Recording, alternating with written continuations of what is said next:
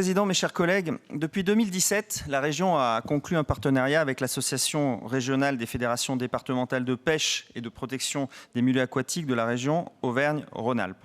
2 conventions de partenariat et d'objectifs ont été menées à terme, chacune comportant un investissement de 3 millions d'euros sur 3 ans, soit 6 millions d'euros au total, et ce partenariat s'inscrit dans le cadre d'un programme de développement de la pêche. Vous envisagez de renouveler ce plan sans en modifier le montant, soit 3 millions d'euros sur 3 ans. Ces conventions de partenariat et d'objectifs ne sont pas dénuées d'intérêt, bien au contraire. Elles ont permis d'améliorer, comme vous le dites, la connaissance des espèces dans la région, d'agir en faveur de la biodiversité, de préserver les écosystèmes par les restaurations et aménagements nécessaires et plus généralement de réaliser un certain nombre d'investissements cruciaux. Elles ont permis de pleinement intégrer les associations de pêche dans le processus de protection de l'environnement. Par ailleurs, ce partenariat entre acteurs publics et associatifs est à saluer. Il montre que l'action collective entre public et privé peut permettre d'atteindre plus rapidement les objectifs profitant à tous.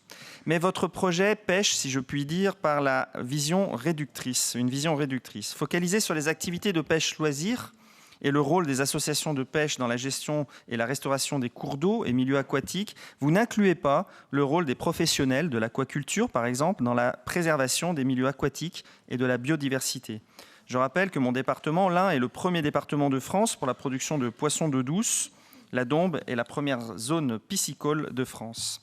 Étendre le champ de ce partenariat aux acteurs professionnels permettra de rendre plus effectif. Tous les acteurs pertinents doivent être pris en compte pour mener à bien ce projet. Inclure les professionnels dans le champ de la convention de partenariat et d'objectifs permettrait une plus grande synergie entre les acteurs. L'eau traverse nos terres et nourrit nos activités. Il nous semble ainsi nécessaire de consulter les partenaires nationaux dépendant des ressources en eau telles que la FNSEA ou l'ONF et que ce rapport néglige. Le développement économique du secteur aquacole est également un enjeu majeur. Par exemple, l'utilisation de nouvelles espèces, comme cela se fait dans la pêche, de crevettes dans les étangs, permettrait d'accroître le rendement économique tout en préservant la biodiversité. Et c'est un petit clin d'œil à une cause partagée, je suppose. Ainsi, les fonds débloqués pour ce nouveau plan sont identiques à ceux des 2 dernières conventions, 3 millions d'euros sur 3 ans. Ne pas augmenter le montant alloué, c'est ignorer la crise qui nous frappe. C'est fermer les yeux sur une inflation violente qui vient sanctionner tous les aspects de la vie économique et sociale, et c'est nier l'explosion des coûts. Comment mener à bien autant de projets qu'avant, si ce n'est plus, avec le même montant d'aide alors que les coûts explosent? Dans le même temps, les chasseurs ont bénéficié d'une augmentation de 10% du montant de l'aide leur étant consacré. Il ferait sens de revaloriser d'au moins autant le montant accordé dans le cadre de ce contrat de partenariat et d'objectifs. Les situations de stress hydrique de plus en plus fréquentes mettent en péril nos milieux humides et nos cours d'eau.